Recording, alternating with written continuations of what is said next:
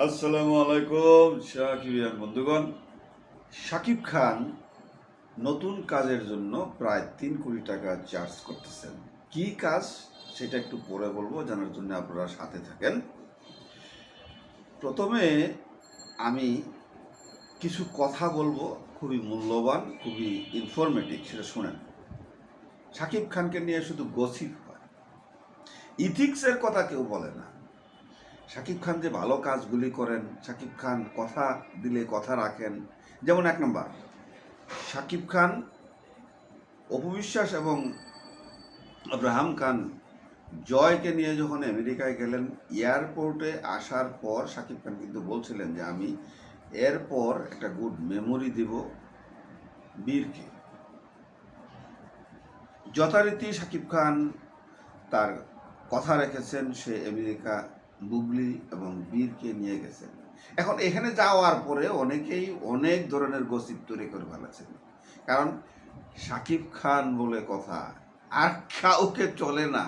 যেমন এই হানিয়া আমির আসছে, সেখানে শাহরুখ খান এবং শাকিব খানের মধ্যে কাকে সে পছন্দ করে সেটা বলা হলে সে এক কথায় শাকিব খানের নাম বলল, এবং সে শাকিব খানের ভক্ত, সে সাকিবিয়ান। সে বলছে হানিয়া আমির শাকিব খানের সাথে কাজ করতে আগ্রহী। শোনা গেছে প্রিন্স মুভিতে হানিয়া আমির থাকবেন।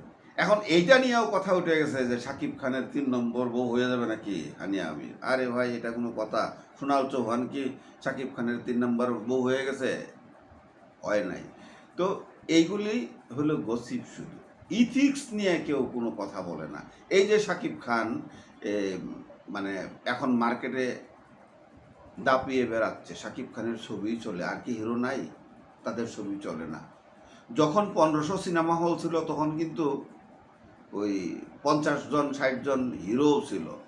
একবারে সিনিয়র সিটিজেন যদি ধরি, সোহেল রানা ভাই, আলমগীর ভাই, জসিম ভাই, তাদের সহ এখন কয়জন হিরো আছে?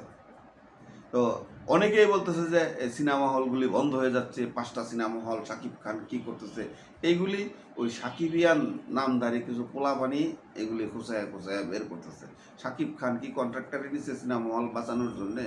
সে সিনেমা হল বাঁচানোর জন্য যতটুকু চেষ্টা করার দরকার ততটুকু চেষ্টা কিন্তু সে করছে। কিভাবে? ঈদ ছাড়া 2টা সিনেমা রিলিজ দিবে বলছে। এই যে তার নিজের প্রোডাকশন এবং আরেকটা প্রোডাকশনের সাথে যৌথভাবে করতেছে সোলজার। এই সোলজারকে নিয়ে সে ভাবতেছে এখানে 3টা নায়িকা থাকবে।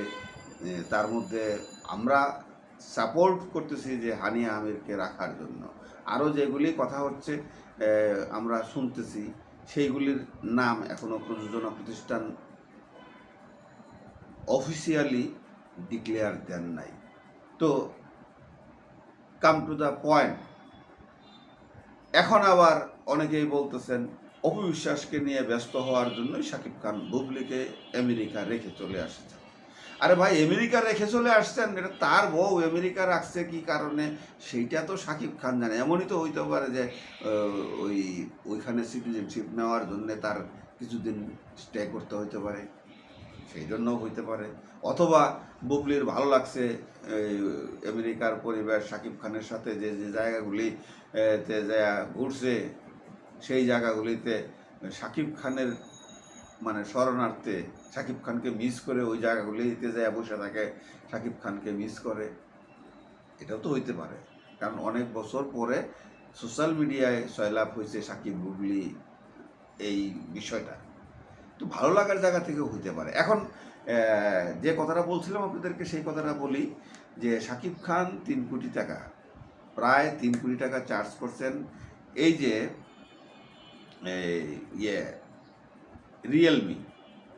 রিয়েলমি ইন্টারন্যাশনাল স্মার্টফোনের যে অ্যাডটা করবেন, সেই কাজটার জন্য শাকিব খান প্রায় 3 কোটি টাকা চার্জ করেছেন। এবং শাকিব খানকে এই রিয়েলমির ব্র্যান্ড অ্যাম্বাসিডার বানানো হবে, কারণ তারাও বুঝতে পারছে যে হারলেন শাকিব খানকে নিয়ে যে যাত্রাটা শুরু করেছিল, এইরকম যাত্রা যদি আমরাও শুরু করি, আমাদের বিজনেসটাও একদম বিশ্বজুড়ে ছড়িয়ে যাবে, যেখানে যেখানে সাকিবিয়ানরা আছে এবং অন্য যারা শাকিব খানকে ভালোবাসে, সেই কারণেই শাকিব খানকে তারা প্রায় 3 কোটি টাকা দিয়ে নিচ্ছেন এবং ব্র্যান্ড অ্যাম্বাসিডার। এমনও হইতে পারে 2 দিন পরে শুনতেছেন যে শাকিব খান রেড ডিরেক্টর। বলে রাখলাম, কারণ আমরা পজিটিভ দিক নিয়ে কখনো ভাবি না, আমরা শুধু গসিপ করতে ভালোবাসি। ওই যে একটা কথা বললাম না যে ইথিক নিয়ে কেউ কথা বলি না, শুধু গসিপ। ভালোর দিকটা সবসময় চিন্তা করবেন, আপনার জন্য ভালো কিছু সবাই চিন্তা করবে। আর আপনি যদি মানুষের খারাপ দিকটা সবসময় চিন্তা করেন, আপনার জন্য মানুষ খারাপ দিকটা চিন্তা করবে। ভালো থাকবেন, সুস্থ থাকবেন।